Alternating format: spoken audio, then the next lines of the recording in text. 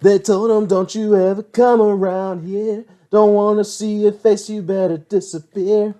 The fire's in the eyes and the words are really clear. So beat it, just beat it. You better run, you better do what you can. Don't want to see no blood, don't be a macho man.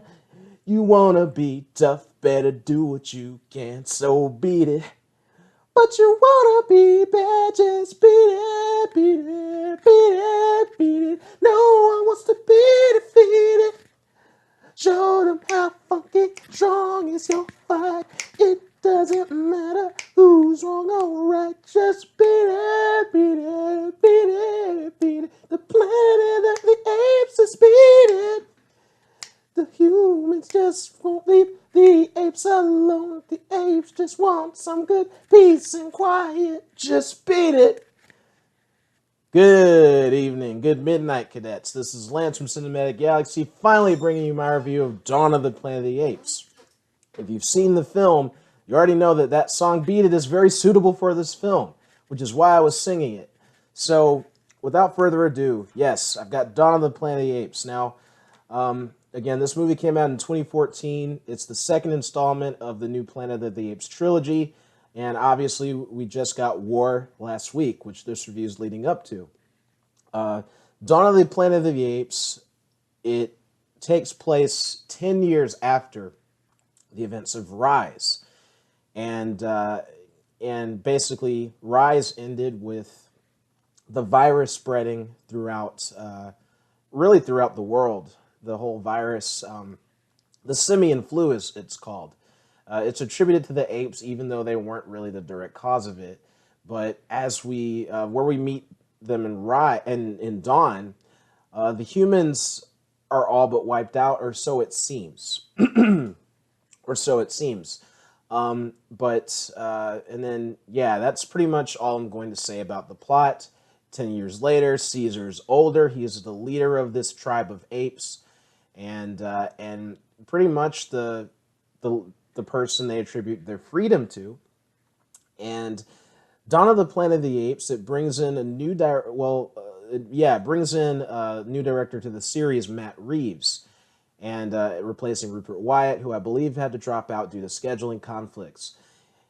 And I remember seeing this film. I think I saw it opening night, and I remembered the opening scene just blowing me away. I know this film is 3 years old, but I know there are people who haven't seen it that I don't want to ruin the film for.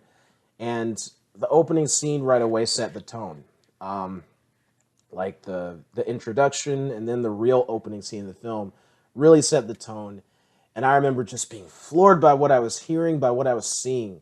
The atmosphere that was set was so incredible, and immediately I was impressed and blown away by Matthew Reeves' direction. And I have to say that for me, that is a real difference between Dawn of the Planet of the Apes and Rise of the Planet of the Apes. And it's what, for me, elevates Dawn to being a slightly better film.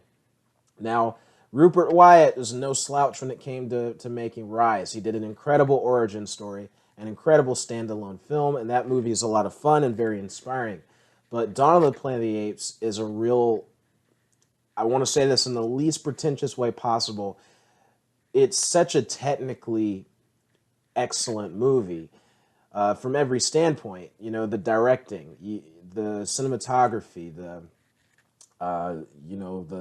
just everything, the lighting, the way that the pacing, the tempo. I can't really, just about every technical aspect of this film is incredible, and you really do feel the director's touch on this movie. It's incredible, honestly, and the whole film feels consistent with itself, in my opinion. So yeah, you have that, and you get the characters older. A lot of the same characters that we fell in love with that first film, and that's just great to see. Caesar, once again, played wonderfully by Andy Serkis. I really don't need to. I already raved enough about him in Rise, It's the same deal. You're not getting any less effort. If anything, you're getting a better effort from him. Maurice is great as always. Koba. Koba is a character who plays very prominently into this film that we were introduced to in Rise as well.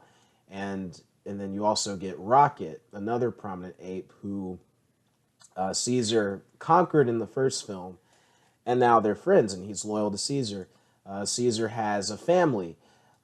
It really is amazing how it picks up so many years later. You still feel like you know these characters. You still feel like you're attached to these characters. At least in my opinion, the time jump wasn't jarring for me. It made sense considering just how almost apocalyptic this whole story is. And I don't want to do the whole cliche thing about, oh, it's darker and all that, but it really is. I mean, Dawn of the Planet of the Apes is a much darker film than Rise. It's a much more hopeless film than Rise. And even though Rise did have its hopelessness with the whole kind of prison, the whole prison sort of subplot with the animal shelter, but it still ultimately was a much more uplifting film, and it ended on a much more uplifting note.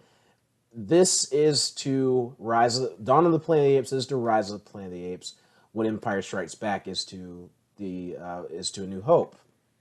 It's really the same analogy, except as it applies to this trilogy. And it's just, again, without going into spoilers, not much I can discuss, except I will say that when I saw this film, it did things that I did not expect it to do. It subverted what I was expecting, because you go into this movie after the first one, and you expect to come out going, apes, apes, apes, apes. And you might do that in a sense, but it's not as clear cut as that. You don't just come away fully saying, oh, the apes are right, the humans are wrong.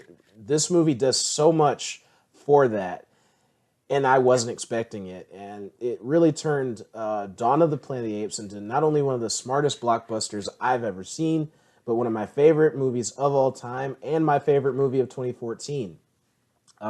And I have to say, Michael Giacchino replaces Patrick Doyle doing the score, and he knocks it out of the park. He crushes it. Doyle did great for Rise. Giacchino just gives such atmosphere to this movie, though. And he really owns this movie, like almost like no other score he's done. And I love his score for this movie. It hits the right notes, in my opinion. And it might not be as memorable as, say, a John Williams score, but I mean, it still holds its own quite well. And I will say that also that Dawn of the Planet of the Apes, I don't know if I showed the Blu-ray or not. I did buy it on Blu-ray, but yeah.